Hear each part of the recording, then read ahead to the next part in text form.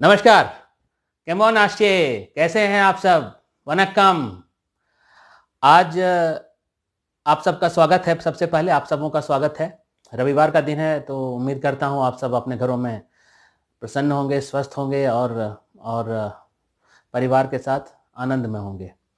तो मेरे दोस्तों, आज का जो मैं एपिसोड कर रहा हूं, this will be one of the several episodes which I will be doing for the coming West Bengal elections. और पश्चिम बंगाल में जो विधानसभा चुनाव आने वाले हैं और होने वाले हैं 2021 में, इसकी संभावना है कि अप्रैल और मई में होगी। तो उस पर मैं सीरीज ऑफ प्रोग्राम्स करूंगा और उसका ये आप कह सकते हैं कि पहला एपिसोड है। हालांकि इससे पहले मैंने नवन्ना चलो पर अक्टूबर महीने में एक वीडियो बनाया था, लेकिन उसके बाद मेरा बंगाल की राजनीति पर ये पहला जो है प्रोग्राम है।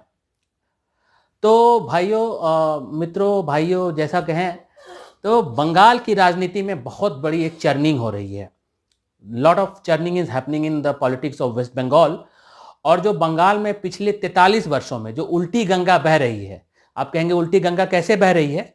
तो उल्टी गंगा लिटरली लीजिए कि उल्टी गंगा इसलिए बह रही है कि आफ्टर 1977, जब 1977 में सिद्धार्थ शंकर रे पश्चिम बंगाल के मुख्यमंत्री थे और उस तब से लेकर आज तक किसी भी राष्ट्रीय पार्टी का वहां कोई सीएम नहीं रहा है और वहां की सरकार हमेशा एक तरह से कहिए कि ऑपोजिशन गवर्नमेंट ही रही है as compared with the central government. तो केंद्र में जिसकी भी सरकार रही है उसके ऑपोजिट बंगाल में रह रही है। तो लगभग 4 दशकों से ऑलमोस्ट 43 ईयर्स पश्चिम बंगाल में सरकार जो है विपरीत रही है केंद्र सरकार के रेस्पेक्ट में। तो उल्टी गंगा इस सेंस में मैंने कहा। और मंथन क्या हो रहा है? मंथन ये हो रहा है कि तृणमूल कांग्रेस में भगदड़ मची हुई है। तृणमूल कांग्रेस के विधायक पार्टी छोड़ रहे हैं, पार्टी में बहुत ज्यादा असंतोष है। पार्टी के बड़े बड़े नेता, बड़े बड़े पदाधिकारी जो जो जो जो तृणमूल की स्थापना के समय से ममता बनर्जी से जुड़े हुए हैं, उन सबों में गहरा असंतोष है। और इसका ये मैनिफेस्टेशन है कि पार्टी के लोग जो है पार्टी धीरे धीरे छोड़ रहे हैं। तो अब आप आइए पृष्ठभूमि पर। तो अभी तक जो है खास करके तृणमूल कांग्रेस बनने के बाद, after the formation of Trinamool Congress, जब ये 1998 में बना, फिर बीजेपी के साथ इन्होंने गठबंधन किया। वाजपेयी के सरकार में ममता मिनिस्टर बनी, रेल मंत्री बनी, फिर वो एनडीए से अलग हुई, फिर जुड़ी और 2006 तक इस तरह से उनका संघर्ष चलता रहा। और फिर 2007 में नंदीग्राम का आंदोलन हुआ, जो कि लैंड एक्विजिशन, जो वहाँ की कम्युनिस्ट सरकार थी बुद्धदेव भट्टाचार्य के नेतृत्व में, तो उन्होंने अपने डीएनए को चेंज करने की कोशिश की अपने आखिरी कार्यकाल में, क्योंकि अभी तक वो लोग इंडस्ट्री को भगाते आ रहे थे। वहाँ एक ट्रेड यूनियनिज्म, इंडस्ट्री ऑपोजिशन, ये सब चलता रहा अनवरत वहाँ पे, जिससे कि वहाँ से फ्लाइट ऑफ कैपिटल और ब्रेन ड्रेन अनवरत जारी रहा। हालांकि कलकत्ता एक समय में भारत की राजधानी थी 1911 तक। तो उसके विरोध में नंदीग्राम और सिंगूर में बहुत बड़ा आंदोलन हुआ, बहुत लोग मारे गए, पुलिस फायरिंग हुई, बहुत अत्याचार हुए कम्युनिस्टों द्वारा। और इस आंदोलन के तहत ममता बनर्जी वेस्ट बंगाल के सेंटर स्टेज पे आ गई, क्योंकि वहां तब तक कोई ऑपोजिशन नाम की चीज नहीं थी। बहुत मजबूत थे कम्युनिस्ट और जो है उनकी पुलिस पर पकड़ बहुत मजबूत थी। पुलिस एक तरह से, पुलिस का राजनीतिकरण तो खैर हो ही चुका है, लेकिन जो आयरन हैंड के साथ जो कम्युनिस्ट रूल करते हैं, और कहीं भी पूरे विश्व में देख लीजिए, वो वहां पर हुआ। और उसके बाद ममता बनर्जी की पार्टी वहां पे जो है मजबूत हुई और फिर उसके बाद माँ माटी मानुष का नारा देकर उन्होंने कम्युनिस्टों की जो है एक तरह से कहिए कि सत्ता को उखाड़ फेंका 2011 के विधानसभा चुनाव में। लेकिन ये जो यात्रा रहे ममता बनर्जी की, तो इसमें 2 बहुत प्रमुख लोग थे। क्योंकि जब आप कोई पॉलिटिकल पार्टी बनाते हैं तो चेहरे तो जरूरी हैं, बहुत जरूरी हैं। आपके चेहरों के अलावा संगठन, आइडियोलॉजी और संगठन के प्रति समर्पित कार्यकर्ता, इसकी बहुत आवश्यकता होती है। बिना कार्यकर्ता के, बिना संगठन के आप जो पावर कहते हैं, जो अचीविंग द अल्टीमेट पावर, जो सत्ता प्राप्ति होती है, वह नहीं हो सकती।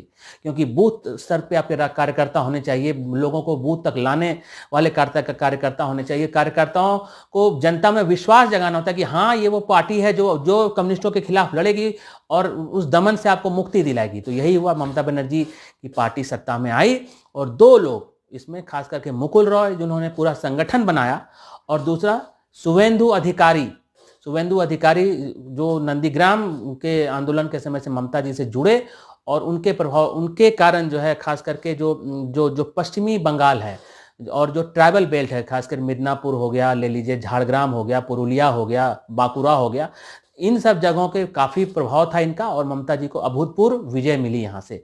और तब से लेकर 2011 से लेकर 2020 तक उनकी सत्ता है। लेकिन परिवर्तन क्या हुआ? परिवर्तन ये हुआ कि पिछले 3 साल से जब से बीजेपी मजबूत हुई वहाँ पर, तब से जो है ममता बनर्जी की पार्टी में धीरे धीरे धीरे करके असंतोष बढ़ रहा है। ममता जी के कार्यकलापों से, उनके एटीट्यूड से, उनके नॉन परफॉर्मेंस से, और ख़ास करके जो बंगाल में जो पूरे रूप से गुंडागर्दी की सरकार रही है, और she is more left than the left itself. कम्युनिस्टों से भी ज़्यादा एक्सट्रीमिस्ट हैं वो। और जो जो उनके हथकंडे थे, कार्यकर्ताओं की हत्या कराना, लोगों में भय पैदा करना, डर, तो वो सब वो कम्युनिस्ट से भी ज़्यादा, she has been more ruthless even the communist. तो इस यात्रा में, उनकी इस राजनीतिक यात्रा में, जब से वो चीफ मिनिस्टर हैं, तो 3 लोगों ने, मजबूत लोगों ने उनका साथ छोड़ दिया। सबसे पहले मुकुल रॉय, उसके जो लेफ्टिनेंट थे उनके बहुत मजबूत, जिन्होंने पार्टी का संगठन बनाया। उसके बाद अर्जुन सिंह, जो कि वहाँ के एमएलए थे भाटपारा के, और हिंदी भाषी जो वहाँ के लोगों में बहुत प्रभाव था, और बैरकपुर के वो सांसद भी बने उन्होंने, जो है वहाँ दिनेश त्रिवेदी जो पहले रेलवे मिनिस्टर थे, उनको हराया। और सबसे बड़ा झटका अगर ममता जी को मिला है तो शुवेंदु अधिकारी, जो कि ट्रांसपोर्ट मिनिस्टर और इन्वायरमेंट मिनिस्टर थे, उन्होंने जो वहाँ पे जो है इस्तीफा दिया, तो ममता जी को सबसे बड़ा इससे झटका लगा है। क्यों झटका लगा है? क्योंकि शुवेंदु अधिकारी नंदीग्राम के एमएलए हैं, उनके पिताश्री जो है वो भी मेंबर ऑफ पार्लियामेंट है। इसके अलावा उनके भाई वो भी मेंबर ऑफ, 2 एमपी, तो पूरा परिवार ही जो है राजनीति में है। जो तुमलुक और जो है शिशिर अधिकारी और दिव्येंदु अधिकारी, शिशिर अधिकारी उनके पिताजी, तुमलुक और कांती से सांसद हैं, और लगभग 50 विधानसभा क्षेत्रों में इनका बहुत प्रभाव है, खास करके पुरुलिया, जंगमहल और झाड़ग्राम, मेदिनीपुर, केशपुर, और ये सब जो नक्सलाइट और ट्राइबल एरिया जो पहले नक्सल, हालांकि अब तो नहीं है, और उत्तर में मालदा वगैरह में तो बहुत इनका प्रभाव है। तो इस कारण से ममता जी को बहुत बड़ी चुनौती अगले आम चुनाव में मिलने वाली है। तो इस कारण से खास करके शुवेंदु अधिकारी का पार्टी, अगर अभी उन्होंने इस्तीफा दिया है सरकार से, अगर वो पार्टी छोड़ते हैं तो ममता जी को बहुत ज़्यादा झटका लगने वाला है, बहुत ज़्यादा क्षति होने वाली है। और 3-3 जब लेफ्टिनेंट आपके छोड़ दें तो फिर निश्चित रूप से जो है ये कहा जाएगा कि हवा एक तरह से बन रही है कि आप जो है चुनाव में you will go with confidence which is badly shaken, because 3 of your most trusted lieutenants have left your party, and more important, सबसे ज़्यादा आवश्यक, जो ममता सरकार में जो नंबर 2 और जिनका अपना प्रभाव है, जिनकी अपनी शक्ति है, जिनकी अपनी ताकत है, जिनको तृणमूल के बैनर की, झंडे की आवश्यकता नहीं है, वो जो है शुवेंदु अधिकारी, जो 40 से 50 विधानसभा क्षेत्रों में उनका व्यापक जो है आधार है, दबदबा है, और एक तरह से बादशाह है मेदिनीपुर के, तो इनके पार्टी अगर छोड़ते हैं तो निश्चित रूप से ममता बनर्जी को बहुत ज़्यादा धक्का लगेगा। तो बहुत बहुत धन्यवाद। ये मैंने तृणमूल कांग्रेस के पर्सपेक्टिव से आप बात की।